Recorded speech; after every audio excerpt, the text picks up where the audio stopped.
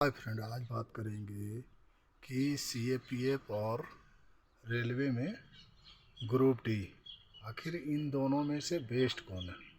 ठीक है, तो आपको हम बताना चाहेंगे कि रेलवे का जो ग्रुप डी होता है ये 4th ग्रेड में आता है। ठीक है, और सीएपीएफ जो है ये कांस्टेबल, सीएपीएफ का कांस्टेबल ये 3rd ग्रेड में आता है। ठीक है, अगर पेमेंट का बात करें तो मान के चलिए एक सीएपीएफ का जवान का लगभग पेमेंट, एक नया भर्ती होता है तो 35 से 40 हज़ार के करीब में है। वही अगर ग्रुप डी का बात करें तो इसका पेमेंट उससे कम होता है, लगभग 30 से 35 हज़ार के बीच में होता है। इसके अलावा क्या है कि सीआरपीएफ में या किसी भी अदर फोर्स में हमारे को एरिया के हिसाब से पैसा मिलता है।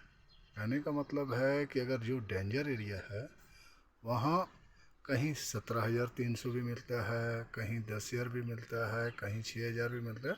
मतलब क्षेत्र के हिसाब से मिलता है, जहाँ आपको जितना खतरा होगा उस हिसाब से पेमेंट मिलेगा।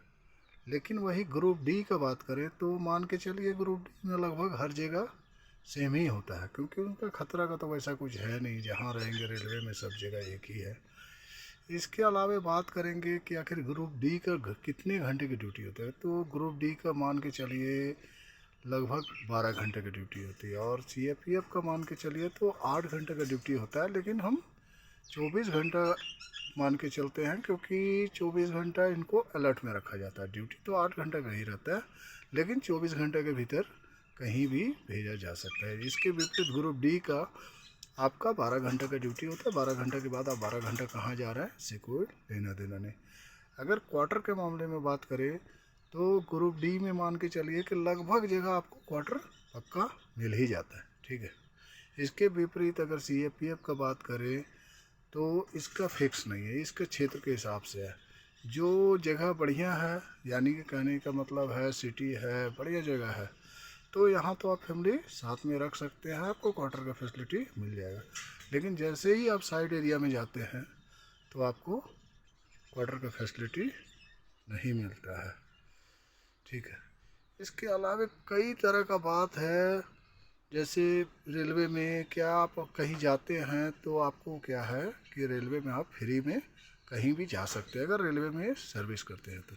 ठीक है, इसके बाद क्या है कि सीएपीएफ में आप सिर्फ आपको 4 रेलवे वारंट दिया जाता है, यानी कि 2 बार आने के लिए, 2 बार जाने के लिए।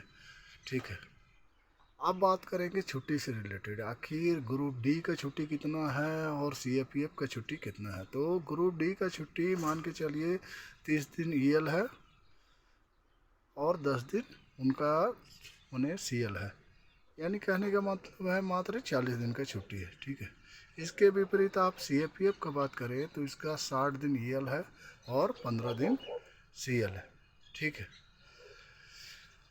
अब बात करेंगे कि आखिर रेलवे में आदमी क्यों पसंद करते हैं और सीएपीएफ को क्यों नहीं पसंद करते। तो इसका रीज़न है कि आप रेलवे में अगर ग्रुप डी में भी भर्ती होते हैं तो आप कहीं भी साथ में फैमिली रख सकते हैं।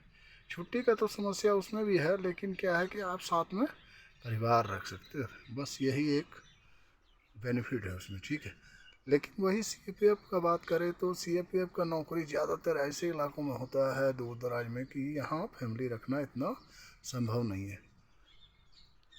अब बात करेंगे कि आखिर सीएपीएफ में छुट्टी जो है टाइम पे नहीं मिल पाता है, ये भी एक रीज़न है कि थोड़ा सा आदमी सीएपीएफ को पसंद नहीं करते हैं।